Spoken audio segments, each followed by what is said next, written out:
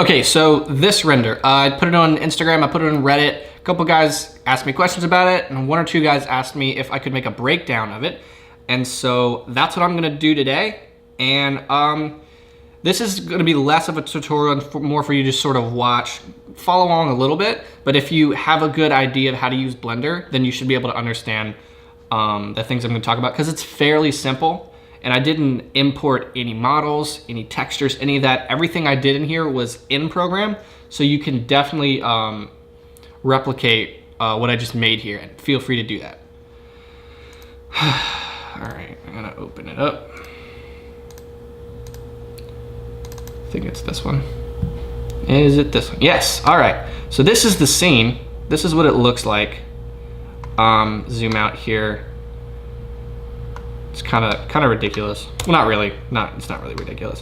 But yeah, this is the scene. I'm gonna take the main part and I'm gonna break this down first. So we're just gonna move it to a different folder. Whoop. I'm gonna move this one too.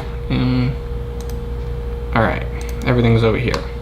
All right, so this is the main piece. So let's go in. See, which one is this? All right, that's two. So we're gonna take all these away. All right, so this is the first piece I'm gonna talk about. This is just an icosphere with some displacement on it. So let's see what I put on it. I put a simple deform, a subdivision surface, and a displace. So let's go look at the texture. It is the marble texture. Went in here and messed with some of the settings. And the reason why it kind of looks pretty cool and kind of sharp looking is the simple deform that I put on it, which is right here. See, if I had taken that off, it would just be like a regular displaced sphere. Just looks pretty normal.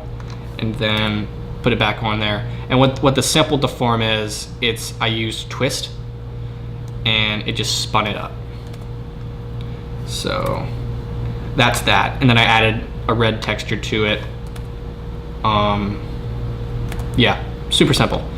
And then the next piece, let's see, what this is, I'll take that out. What this right here is, if you go into the user preferences, there's an add-on called extra objects. So you go into mesh, math function, and I put in regular solid. Oh, let me take that out. And so I went down and there's all these presets. I picked this preset right here.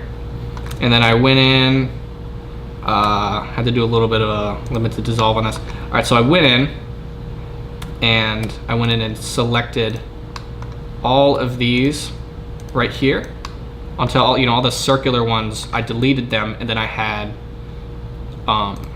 most part of this. Let me delete this. And then I deleted it, and so I had all this right here for the outline, and then I messed with the mesh. I used the extrude. So for example, how I did that look, I'll show you what I did. Pick this one. So what I did was, the problem, I couldn't add any detail in it, and because it's just one vert, it's not like anything else where you can sort of mess with it. It's just one vertex. So I had to go to the extrude and then go into the thickness and bring it all the way down like that. So then I could mess with it. So then extrude again, hit individual, and then I could have some fun with it like that. So that's how I sort of added the little details in this little side thing. I don't really know what to call it. What else is there? There's that. We got a regular sphere. And then that's just a Bezier circle that I put an array on, with 3. And then I added an emission shader to it to bring it around. See, is there anything else? And then a wireframe. And then the wireframe has a bevel and a subdivision surface. That's why it has that look. If you look at it. So you can mess with the bevel here, like that. Just get some cool stuff. That's one of my favorite things to do, is add a bevel, subdivision surface, and wireframe on an icosphere, and you get really cool stuff. All right, let's put them all back onto the original folder. All right, boom. All right, and A couple guys asked me about the sort of sparks. What these are is it's actually a sphere that I stretched, and I guess kind of a hacky way to make the sparks, but yeah, it's just a sphere that I stretched out and I put it on a particle system, which this plane, that's the plane that I used. Then I put an emission shader on it, and then to get it to have that kind of bokeh, sort of out of focus look, I just went into the camera, wherever the camera is, and depth of field, the radius, and then tip, if you want to have good looking, out of focus looking, it's called bokeh for photographers, it's called bokeh. If you want to have good looking bokeh, you have to set up your blades right, otherwise it's going to look super noisy and bad. So I usually set my blades to 20, and yeah, that's how I did that. For these side panels, it's the same thing. It's just a path that I went in, and then I put an array on it. So let's see if we can pick one of these, and see, that's what the array does. You just make one and then it duplicates it.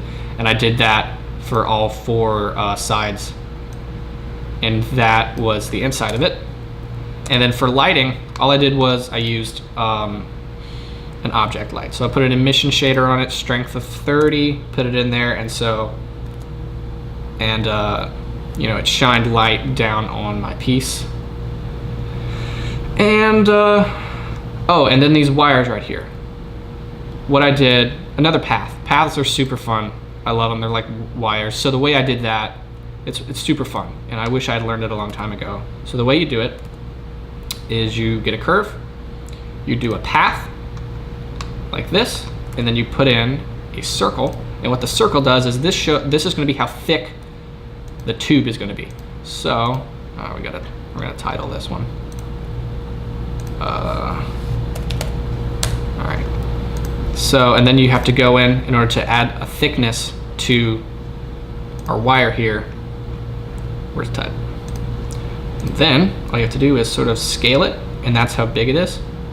And then to get the curves, click on it, tab to go into edit mode, and then you just sort of like mess with that, and you get these cool wires. That's one of the ways to do wires. I think there's a few more ways. This is my favorite way because it's super simple.